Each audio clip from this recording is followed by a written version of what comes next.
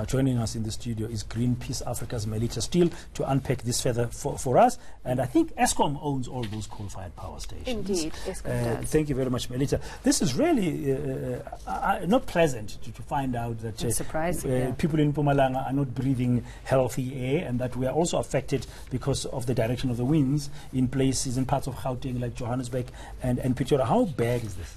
This is really, really very bad. So we've had it reported before that Witbank had the world's dirtiest air, but I think that people kind of didn't believe that. But basically what Greenpeace has done here is analyze the most up-to-date satellite imagery from June to August this year.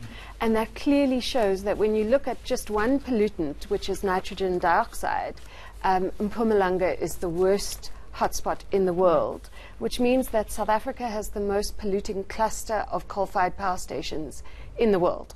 So what's happening to people who live in and around those areas? What are we seeing? I mean, it's one thing, yes, to have this very unsavory title, but surely the health concerns are very major at this point.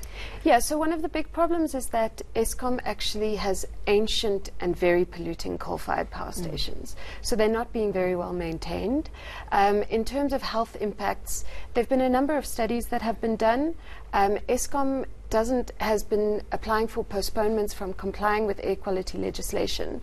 And we found that there are nearly 2,200 premature deaths that come from this air pollution. And you're looking at respiratory problems, particularly from nitrogen dioxide.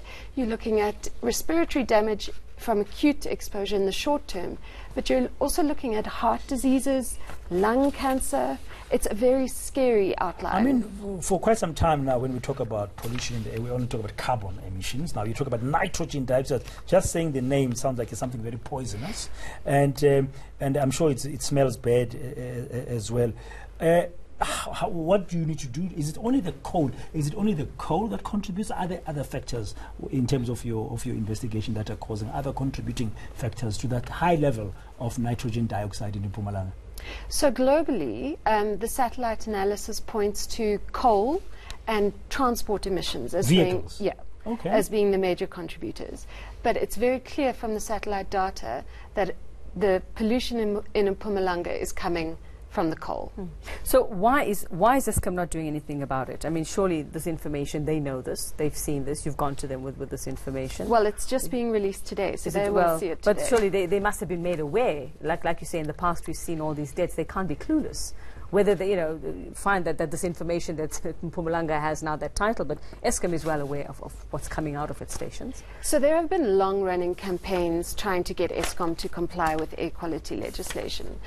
Organizations like Greenpeace, the Centre for Environmental Rights, Groundwork, Earthlife, all of those organizations have been particularly working on trying to get Eskom to comply, and especially around the minimum emission standards. So Eskom was granted a postponement for 5 years, and this year they're trying to get a second round of postponements. And the arguments that Eskom is using is that the costs of trying to comply with the air quality legislation don't outweigh the benefits. And as far as Greenpeace is concerned, that's astounding, because you're actually talking about people dying. But there's a cost of those people dying. I mean, according to your press release, a World Bank report in 2016 is saying that about 20,000 South Africans die from air pollution-related causes every year. Now, that's a big cost to the economy and our health budgets, for that matter. Exactly. So that's air pollution generally across South Africa, and then we've narrowed it down to air pollution particularly from coal-fired power stations. But we're also concerned that the Department of Environmental Affairs doesn't seem to be taking this seriously enough. Where is the Department of Health? Why are they also not intervening? We've also got a new integrated resource plan, which is the country's electricity plan, which has new coal in it. So the question is, when South Africa has 90% of our electricity coming from coal, it's sucking up our water. So Eskom's using 10,000 litres of water per second to keep Eskom's coal-fired power stations running. But it's also actually damaging people's health. And so we have to urgently step away from coal in a just transition to renewable energy, as far as Greenpeace is concerned. Thank you very much, Emily. It's still very clear there. Hopefully those departments you've mentioned, the health, environmental affairs, mineral resources, everybody can come together with a plan. And let's bear in mind that, of course, when you close down coal power stations and mining, there's an issue with jobs. But if you embrace renewable energy sources, we're told there's many more jobs that can be created there. So it's a long journey. Profit. But somewhere, with this kind of information, means we have to do something. We have to put people's lives before profit, I suppose. Thanks very much, Emily.